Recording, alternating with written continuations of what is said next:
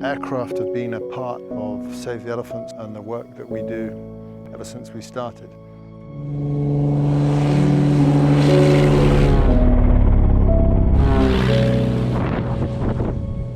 It's really important for us to get a feeling for the landscape as a whole, which you really can only do with an aircraft.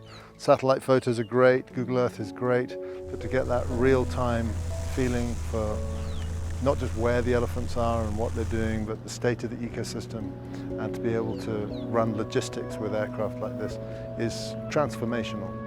If we fly for an hour, that's a distance that would take probably 6 or 7 hours to drive in a Land Cruiser on the ground, if you could get there at all. Being able to use the aircraft speeds us up and gets us places that we couldn't otherwise get. There are too few vets in this country for the amount of wildlife that there are, and if we can save the vet to a time that is able to treat multiple cases in one day, then great.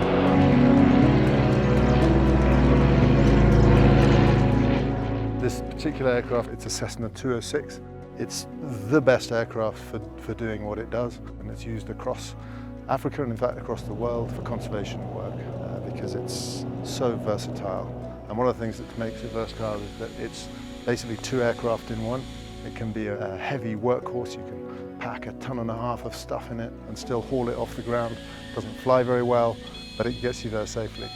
Take all that stuff out and fly with a light load and a few people, and you can fly very slow and very low in this aircraft. I think there's a fairly established deterrent effect. If there's an aerial presence, it's often been reported to us that an aircraft makes people think they're being watched and that there's less chance of illegal behaviour happening. What we desperately need to do is get more pilots trained, young Kenyan pilots we want patrolling the skies above northern Kenya. I've known Paul for a long time. He was orphaned very young. He was then adopted by a wonderful Turkana lady called Serena. All my life, all that I've been dreaming about is about flying. As I was growing up in Naivasha in Sirocco, I used to hide myself in the bushes, watching Ian landing and taking off.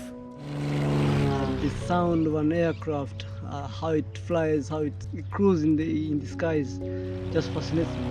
I think Serena will tell you that she was always finding little pinned up drawings of planes on Paul's wall and so on. After high school, I went to Frank, like I told him, Frank, I did my high school and I really want to fly. Here's this young guy who's got all the passion in the world, but just none of the connections and the opportunities. We had no fund to finance flight training. Frank called me one morning. He told me, Paul, Save the Elephants needs a pilot, and we are glad to train you in South Africa, 43 Air School.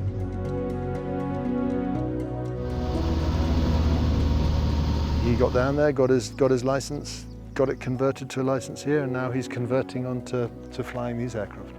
I've sit on this because I'm vertically challenged. I